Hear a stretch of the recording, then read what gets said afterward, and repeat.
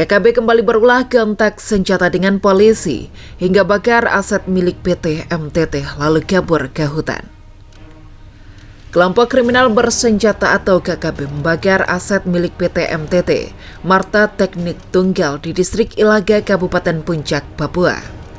KKB juga sempat kontak tembak dengan aparat kepolisian di distrik Ilaga. Di Reskrimum Polda Papua, Kombes Faisal Ramadhani mengatakan, dalam kontak senjata tersebut KKB sempat 6 kali menembak aparat. Mereka sempat 6 kali menembak ke personel kita dan terkena di bagian samping mobil, tapi tidak ada yang terluka, kata Faisal dikutip dari Tribun Papua.com. Kontak senjata pun sempat terjadi beberapa menit sebelum akhirnya KKB melarikan diri ke arah hutan. Peristiwa ini bermula saat KKB membakar aset PT MTT, Marta Teknik Tunggal. Personel Satgas Operasi Damai Kartens langsung menuju lokasi kejadian untuk mensterilkan keadaan. Namun saat mereka mendekat ke lokasi, KKB menembaki personel keamanan yang datang menggunakan kendaraan roda 4. Untuk pelaku pembakaran, Faisal menyebut Numbuk Telenggan sebagai orang yang paling bertanggung jawab atas peristiwa tersebut. Iya, dia Numbuk Telenggan yang selalu melakukan aksi di daerah Ilaga, kata dia. Sehari sebelumnya, personel Satuan Tugas atau Satgas Operasi Damai Kartens diserang kelompok kriminal bersenjata atau KKB di Kampung Nogolait, Distrik Kenyam, Kabupaten Duga, Papua. Peristiwa tersebut terjadi ketika 3 personel Satgas Operasi Damai Kartens tengah melakukan pemetaan untuk mengetahui keberadaan KKB di sekitar Kenyam.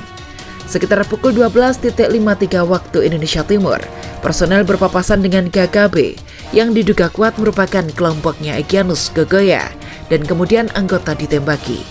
Ujar di Reskrimum Polda Papua, Kombes Faisal Ramadhani di Jayapura. Menurut Faisal, kontak senjata sempat terjadi dalam jarak yang cukup dekat, yakni sekitar 20 hingga 30 meter.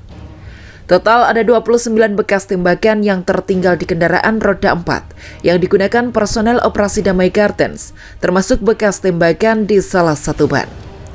Syukur tidak ada anggota yang terluka, perkiraan anggota KKB berjumlah 20 orang, kata Faisal. Berdasarkan kejadian tersebut, Faisal meyakini KKB diduga sudah semakin terjepit karena mereka melakukan serangan secara sporadis kepada personel keamanan yang jumlahnya sedikit. Ini menunjukkan mereka panik karena personel minim pun mereka tembaki sebanyak itu, kata dia. Pengamat intelijen Ridwan Habib menjelaskan bahwa masih adanya perlindungan yang diberikan oknum tokoh-tokoh lokal setempat kepada anggota KKB Papua. Anggota KKB diberikan tempat berlindung di wilayah-wilayah adat, sehingga hal itu memberikan perlindungan ketika mereka tengah dikejar oleh aparat keamanan. Ada beberapa oknum tokoh-tokoh kan yang sudah tertangkap. Misalnya, kemarin ada satu oknum pendeta ternyata menyuplai senjata untuk KKB, ujar Ridwan.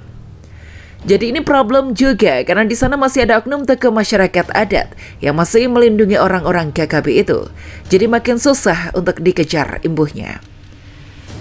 Pengamat intelijen Ridwan Habib menjelaskan setidaknya ada 3 hal yang membuat KKB di Papua sulit untuk ditumpas. Salah satunya dikarenakan adanya faktor taktikal geografis yang lebih sulit dan menantang ketimbang faktor KKB itu sendiri. Jadi kemampuan tempur KKB itu sebenarnya biasa-biasa saja.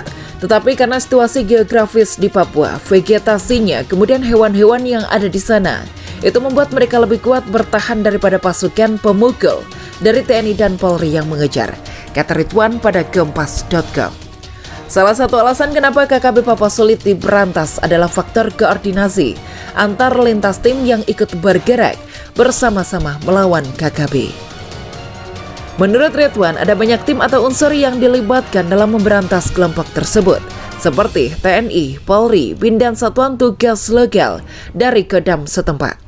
Nah, ini koordinasinya saya kira memang perlu dilingkupi dalam satu wadah yang khusus. Misalnya, dulu kita ingat waktu operasi melawan Santoso. Waktu itu payungnya satu, yakni namanya Satgas Tinombala. Jadi semua unsur itu ya cuma satu payung itu, jelas Ridwan.